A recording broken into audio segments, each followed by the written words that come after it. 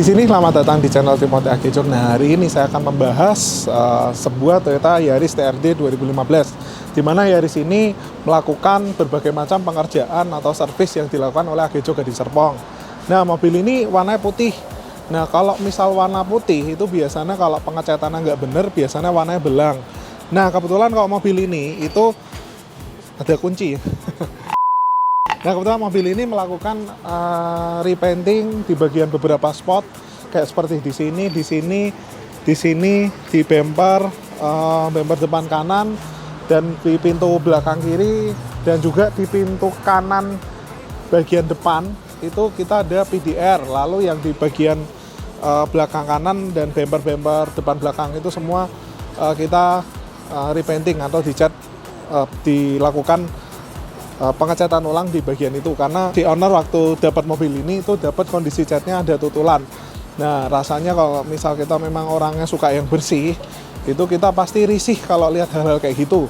Maka dari itu kita repainting dan juga kita lakukan keramik coating. Nah, yang kita bahas di sini sebenarnya fokus untuk repainting dulu ya. Sebenarnya kalau untuk pengecatan itu biasanya rata-rata teknisi cat itu sudah pada jago semua, karena mungkin warna-warna, data-data warna mobil itu semuanya udah ada. Lalu toko cat juga sekarang sudah bisa nge-mix cat. Jadi tukang cat sendiri tinggal ngebawa panel ke bagian toko cat. Nah, dari toko cat mereka bisa mix warna yang benar-benar 95% dan 98% warna yang mirip. Nah, masalah di mana? Masalahnya si tukang cat itu atau tukang cat itu dia bawa warnanya itu panelnya bener atau enggak catnya. Terkadang kan kalau kita habis nano keramik itu ketika nih bagian panel ini udah di nano keramik itu kan bakalan berbeda ya. Jadi kalau sebelum nano keramik misal agak kuning, setelah dipoles dia jadi putih. Nah, itu kalau pas dibawa panel ke bengkel catnya itu warnanya kuning, otomatis cat yang di mix atau yang dicampur itu atau pengemisan cat itu dia bakalan jadi warna kuning. Waktu ditembak lalu di coating belang. Nah, itu maka dari itu warna putih itu benar-benar sensitif, nggak bisa sembarangan ngecat, harus benar-benar pemolesannya sebelum ngecat itu harus dalam kondisi pengecatan yang pemolesan yang benar-benar clean, bagus, benar-benar bersih, sehingga ketika waktu dicat mendapatkan warna yang optimal dan sama seperti aslinya. Nah, jadi mobil ini juga melakukan pengerjaan jok dan penambahan armrest. Jadi kalian bisa ngikutin video seperti ini.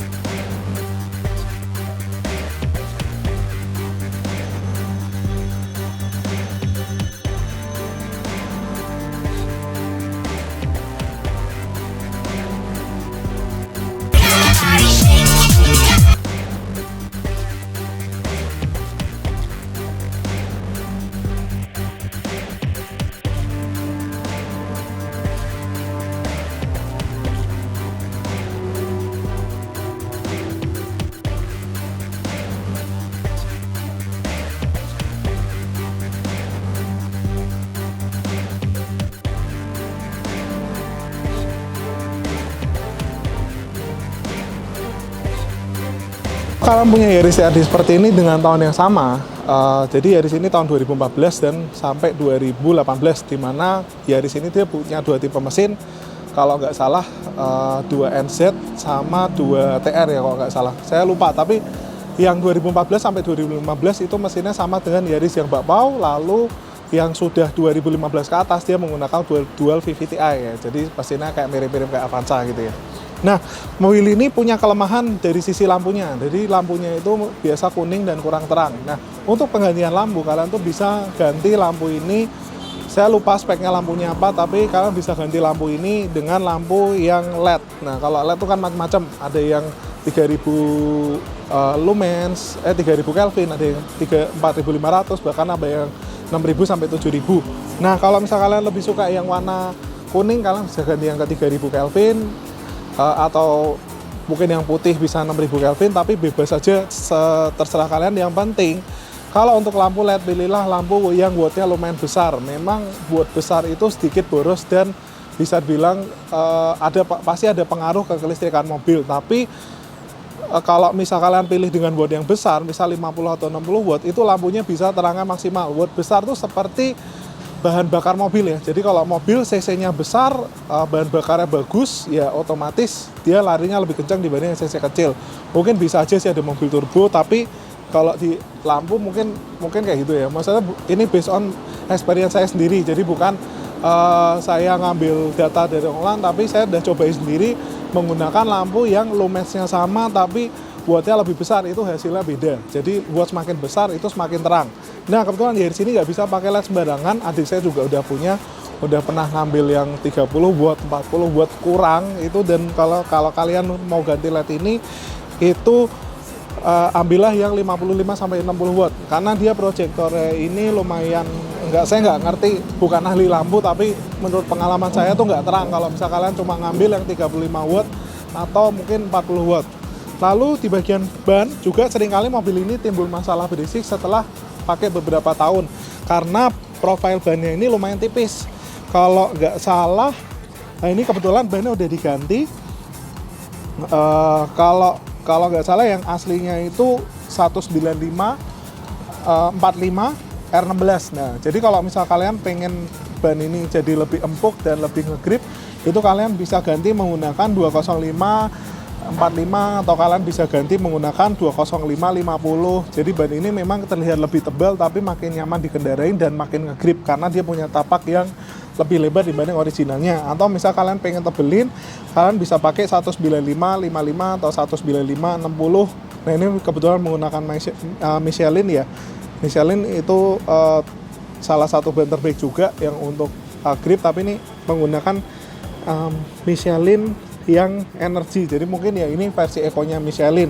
Nah, untuk Yaris sendiri itu kalau misal kalian mau ganti velg, itu kalian juga bisa ganti velg aftermarket ya. Misal kayak yang RPF itu cakep banget di sebuah Yaris, atau mungkin CE28 atau mungkin TE37 itu cakep banget di sebuah mobil Yaris ini, karena bodinya sendiri dia sudah tergolong kelihatan modern ya.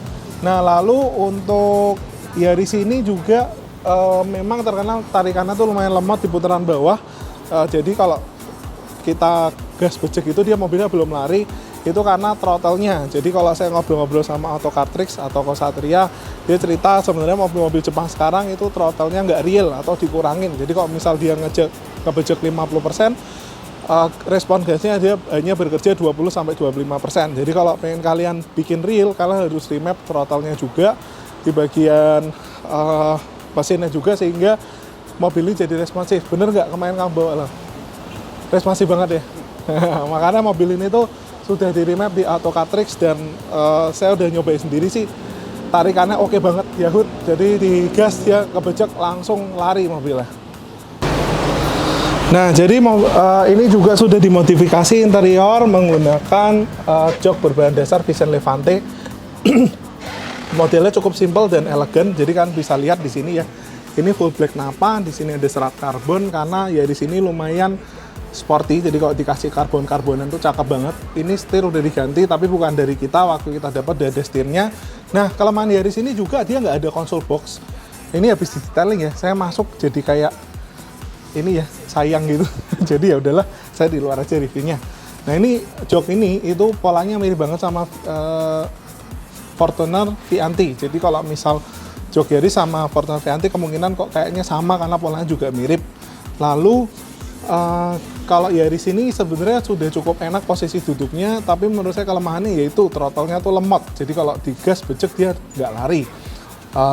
Digas full pun paling throttle-nya keluarnya respon gunnya itu nggak kurang lah menurut saya. Nah ini udah di remap kenceng banget, dan kita tambahin ini armrest karena kalau yang Yaris Joker itu kan dia armrestnya sudah ada konsol box di sini, sedangkan Yaris ini belum. Jadi kalau misal tambahin armrest kayak gini tuh cakep banget. Mungkin Yaris ini juga ada beberapa hal yang bisa di-upgrade, kayak misal di handrem ini, handbrake bisa dikulitin juga, lalu ini jahitan-jahitan palsunya bisa diganti ke jahitan asli. Hal yang saya suka dari Yaris adalah di plafonnya. Nah plafonnya ini udah full black, dan bahannya tuh bludru gitu ya, dan ini cakep banget karena udah full black semua sampai sana. Nah, jadi kalau misal kalian tuh pengen upgrade mobil lain untuk tambahin sun visor tuh kalian bisa ganti ke sun visornya Yaris seperti itu. Nah, lalu di bagian door trim memang Yaris ini door trimnya belum bisa di-retrim karena door trimnya ini dia satu part. Jadi satu part di sini. Jadi kalau di sini biasanya sih Yaris-Yaris yang di kita rata-rata di sini dikasih wood panel atau dikasih hydro printing. Nah, apabila terjadi lecet di bagian plastik kayak gini, sebenarnya ada tips dari saya juga jika kalian mengalami lecet yang ada di bagian pintu, karena mobil yang nggak ada door trimnya biasanya kalau misal kena benda tajam dia suka lecet. Itu kalian pertama bisa retrim full satu pintu, atau kalian juga bisa cat atau repair di bagian pintunya. Nah kebetulan kalau door trim yang misal bahannya plastik dan dia teksturnya kulit, biasanya kalau misal di repair teksturnya agak berubah. Jadi kulitnya di yang bagian repair itu dia agak halus, nggak bentuk kulit jeruk kayak original. Nah lalu juga kalian bisa tambahin karpet. Kalau mobil Yaris kan biasa dipakai harian ya. Jadi cari karpet yang memang menurut kalian itu nyaman gitu. Jadi kalian bisa kayak ganti karpet wheel mat, atau kalian bisa ganti pakai karpet dasar. Kalau karpet dasar sebenarnya untuk bagian dasarnya. Jadi kalau di atas ini ada karpet wheel mat, kalian juga bisa ganti karpet karet. Tapi memang karpet wheel mat dia punya kelebihan, dia lebih nyaman, empuk, dan menyerap kotoran. Dan kalau misal pakai karpet SS biasanya bagian karpet itu kalau misal di kebas-kebas dia langsung bersih. Jadi nyerap kotoran tapi bersihnya, tapi keluarnya juga mudah. Terkadang yang kita takutin kan kalau pakai karpet wheel mat, kotoran masuknya mudah, keluarnya susah. Ternyata enggak.